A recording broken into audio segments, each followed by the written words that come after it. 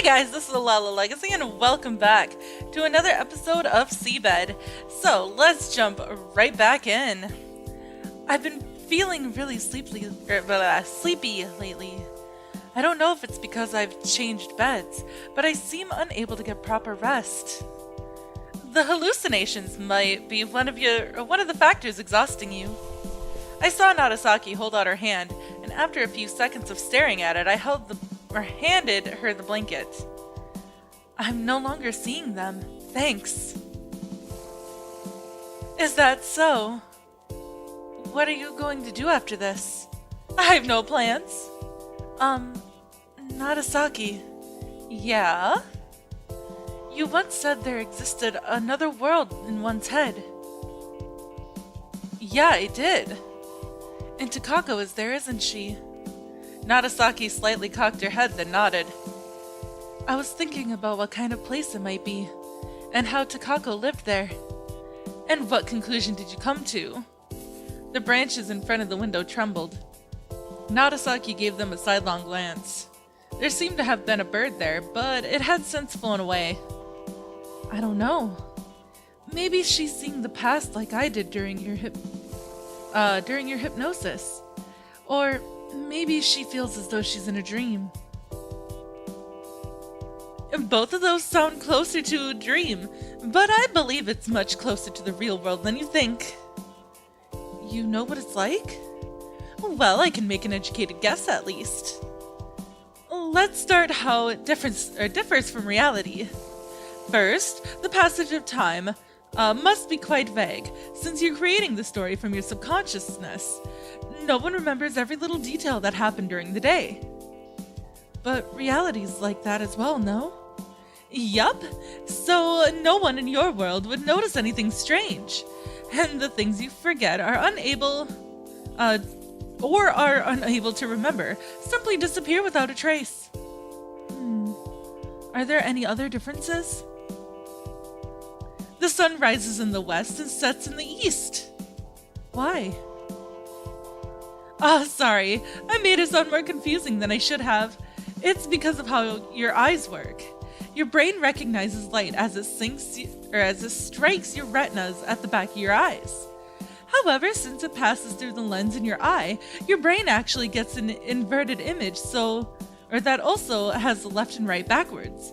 However, in your world, no one is seeing their surroundings with their eyes. As such, top and bottom, as well as left and right, are inverted. This sounds weird. If the cause is physical, such as the eyes inverting things, then wouldn't we all perceive our surroundings the same way in both worlds? No matter how I looked at it, Nagasaki's statement didn't make much sense. Besides, there were no means to check or test how things were supposed to work in that hypothetical world anyway. How could she be so certain? You didn't just come up with all this on the spot, did you? I gave Nagasaki an incredulous look. Whoops, you got me. After that, Nagasaki accompanied me back to my room, then soon left saying that she had to return the blanket. Also, I just gotta say something. It's been a couple days since I've recorded because I haven't been feeling well and I have been overloaded with doctor's appointments and stuff. So this is actually the first time that I've recorded SeaBed in about maybe a week. So I don't know if it's just because I have taken a break or because of an update or something. I don't know what it is. I don't think this game had an update. So but it looks prettier than I remember. Anyways, as soon as I mustered the willpower to get out of bed, I heard a knock on the door. I circled around the bed and turned the knob, opening the door. What greeted me was someone's forehead near the bottom of my field of view. It was Kozue holding a book. Hello. Hello. Here. I inspected the title of the book she handed me. It seemed to be an encyclopedia about plants and animals. I returned my gaze to Kozue and saw her looking somewhere behind my back. Is this for me? I asked. She looked up at me, her thin brows knitted. But after a few moments, Kozue seemed to have shifted her gaze back to the room. I realized it was the interior that seemed to have sparked her interest. Would you like to see the inside of the room? I opened the door and moved away from the doorway. Instead of going in, though, Kozue looked up at me and asked if I wasn't going to sleep. Oh, it's fine. It's still too early for bed anyway. After a few seconds of hesitation, Kozue finally stepped into the room. She momentarily glances back as I closed the door, but soon returned her gaze to the room, looking over the ceiling and the walls.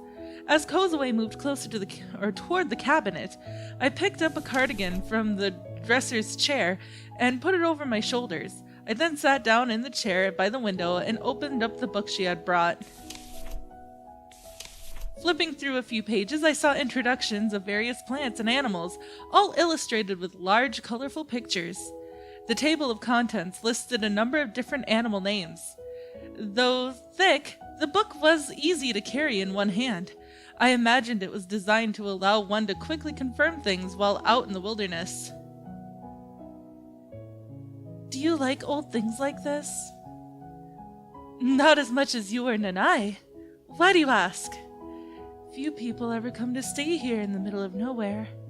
All the regular customers have a thing for old mansions. I see. What did you like about old things? Well, I suppose it's like Nanae said. You can trust them to serve you well, considering they haven't fallen apart after so many years of use. Kozue picked up a transparent amber key holder from the dresser. Don't take it while I'm still looking, I joked. These antiques also make you imagine all sorts of things. It's fun thinking about what kind of European lady might have once been reflected in this mirror in the past, or how the mirror even found its way here to begin with. It makes one wonder how the mirror must feel about reflecting a pair of black eyes and dark hair after seeing blonde hair and blue eyes all its life. Kozue placed the key holder back on the dresser. Instead, she picked up a glass toy from it and sat down in the chair facing me. Did you come here alone? She asked. Yes. The glass toy had seaweed and fish painted on it. It was filled with water and small rings of various colors. There was also a pole inside, which to my understanding was used to catch those rings. Kozue pushed the button on the bottom of the case, which made the colored rings dance all over the case. All over the case. Oh yeah, I read it right. Due to the artificial current. Oh, that's nostalgic. There was a similar toy in the beauty salon I used to visit. Huh. She pushed the button harder, trying to collect the rings on the edges, but instead ended up losing the one she had already caught. She furrowed her brows. I shifted my gaze back to my book and turned to the page about winter. Oh, I almost forgot. Thanks for the other day, said Kozue with a certain abruptness. Don't worry about it. I had fun too. I found a cute picture of a long-tailed toot. There were 4 of them on a long tree branch. They all looked like tiny white balls of fur with black spots for the eyes and beaks. The one on the far left was looking straight at the camera. With its head tilted to the other side, it appeared almost befuddled. Feeling someone's gaze on me, I looked up from the book. Kozue had stopped playing with her rings and was looking at me. The irises of her big eyes gave me a long, hard stare, as if trying to penetrate my very soul. Is something the matter? You're weird. I had never seen irises as light in color as hers. Combined with her refined features, Kozue's gaze appeared almost uncanny. Most people would have trouble meeting a gaze like hers. Me? Really? But I was told the same thing, that I'm weird. Who told you that? My uncle and my physics teacher. I tried imagining the context where that could have happened, but nothing concrete came to mind. What do you think is weird about you? I don't know. Then what do you think is weird about me? You're like me, yet you also keep talking to me. And you have this odd, mysterious feel about you. Kozue was a bit too forward for her own good, and her glare could occasionally be intimidating, but given her cute looks, approaching and talking to her didn't feel all that odd to me. And perhaps my trip to a faraway place had left me in a state of mild euphoria, which could have impeded my judgment. I honestly couldn't tell. There are all sorts of people in the world. I told her I wasn't that weird. Kozue, however, seemed hesitant to believe me. Aww, that was really cute. Oh, here we go. As I strolled through the inner yard, escorting Kozue outside, I spotted Nanae through the cafeteria's window. Nanae seemed deep in thought, staring at the surface of the table. She failed to notice me, even as I approached to the window. I lightly knocked on the window glass. Though initially startled, she turned to me with a smile. She made a gesture inviting me inside. As I had no other plans anyways, I entered the building through the side door and continued to the cafeteria. Oh, she's so pretty! In this picture, she's so pretty! Inside, Nanae was examining a large piece of paper, a floor plan of sorts spread out on the table, along with a bunch of pictures depicting furniture. I bought some new furniture, so I was thinking of redecorating a few rooms. I see. Upon closer inspection, I realized that the large piece of paper was the floor plan of the mansion, complete with Nanae's hand-drawn sketches of each individual room's interior. She also had the pictures of furniture aligned to each room, making the floor plan easier to understand. Some of them seemed to have been taken back in their homes. Oh wait, what? Some of them seemed to have been taken back in their home countries, while others were shot in this very mansion. Oh, okay. I get it now. I was a little confused at first. How do you want to change it? I felt our lobby was a bit too empty, so I was thinking to place a bookcase here. And these two rooms have too much of a country atmosphere compared to the rest, so I want to make them more traditionally Western. Nanae showed me the pictures of the room. I see. And these are the new furniture. Yeah, Nanae nodded as I looked over the pictures. Do you often do this kind of redecoration? Once a year or so. It's more like a hobby of mine, to be honest. A hobby? Yeah, it's like a hobby. I'm turning this place into something closer to my ideal. And what kind of ideal is that exactly? Well, in short, an old Western mansion, like the ones you see in movies.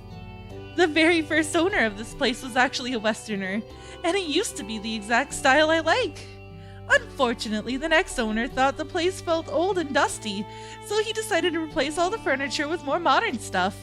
Well, it wasn't particularly ugly or anything, but my mother took over the mansion before he changed everything. So now we're stuck in this weird transitional phase.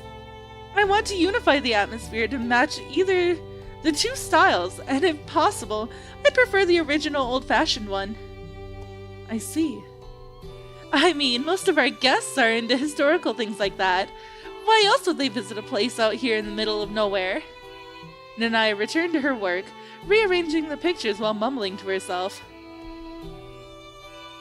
Maybe I should change the chair and the shelf in this room, and place the remaining table in this one. Like this. Nanae rearranged the pictures and gave me a "what do you think" kind of look. I think that sounds nice, but don't you think those tables and chairs are far too big for the room? Depending on where you place the chairs, you might have trouble opening the doors of this wardrobe. Nanae gave the floor plan another look. You have a point. I guess I can't change the table in this room after all. What do you think about the new reading corner? Said reading corner was situated in an extra space in the lobby. It consisted of a small bookshelf, a small knee-height round table, and a largish one-seater sofa. I think it's nice, but maybe a bit too functional if you're going for atmosphere. For example, if you put a shelf against this wall in between the entrance and the corridor, use this tall writing desk instead of the small table, then put your sofa here. Don't you think it looks better that way? I rearranged her pictures. Yeah, you're right. It's definitely looking good. It's like a small study now. It makes me want to add a bit more miscellaneous fluff, though, like a lamp desk and such. Oh, whoops, that was supposed to be her. She pulled out an album with pictures of all sorts of decorations. You seem to be enjoying this. I am! I love stuff like this. I enjoy imagining how my guests would use them and such. For example, this chair in the lobby is really comfortable. It's perfect for reading a book in the afternoon, with some light coming in through the stained glass. It's calming enough to make you forget the passage of time and let you get immersed in your book or newspaper or whatever. But once the sun begins to set, the light falling on you from this angle will serve as a reminder of what time it is. But you already have that big clock in the lobby. It's gonna be so comfortable you'll forget all about it. I tried to recall the last time I focused so hard on my reading that I completely blocked out the sounds of the outside world, but soon gave up and just gave her a patronizing okay.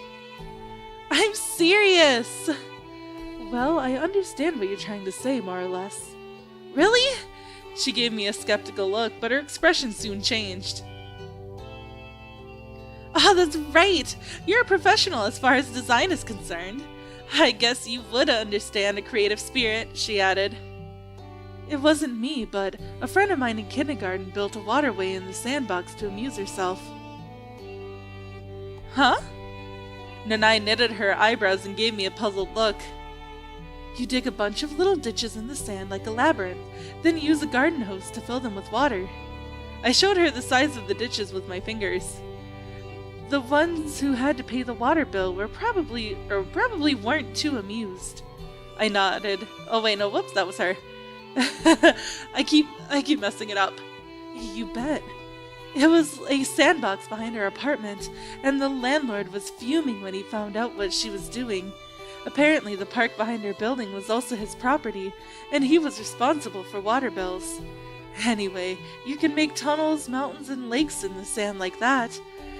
When I asked her why she went to such lengths for a simple game, she said she made it so the tadpoles and water striders wouldn't be bored. I actually did spot some water striders in her waterways.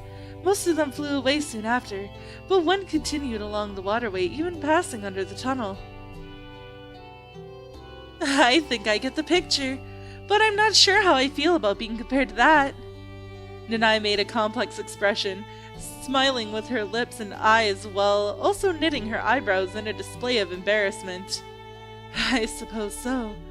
I was thinking of using an example with a deserted island or a diorama, but chose a more unusual one instead. I'm kinda curious about the deserted island now. But that girl who made the waterways in the sand, well, she later turned out to be quite talented in the field of design. I guess that makes it better. I do admit this place is a bit like my personal miniature garden or sandbox. I think everyone has something like that, just on a different scale. I guess so. Exactly what kind of Western mansion do you want to turn this place into? I'm trying to recreate the style of when this mansion was actually used as a normal residence. My mother showed me some old pictures of the place and I got totally enthralled by them. Back then, though, I wasn't entirely sure what made me feel that way. And now? Nanai paused to think for a few moments. Well, one thing I can tell is that it was completely different from what we have now. I mean, back in those days, the Western design incorporated a variety of styles, sometimes mixing Renaissance, neoclassical, Vienna, Succession, and other approaches. I think one of the charms that got me was how it seemed to favor style over functionality. Our modern architecture copied the functional parts of Western style, but they valued artistic merit just as much as convenience. What we currently have is the result of an attempt to speedily rebuild Japan after the war, as well as make sure our cities don't fall apart during earthquakes, the epitome of efficiency and minimal costs. But that is all the time that I have for this episode, guys. So if you liked it, please give it a big thumbs up down below, and if you haven't already, subscribe. By subscribing, you're becoming part of a legacy. I love you guys so much, and I will see you in the next video. Bye-bye!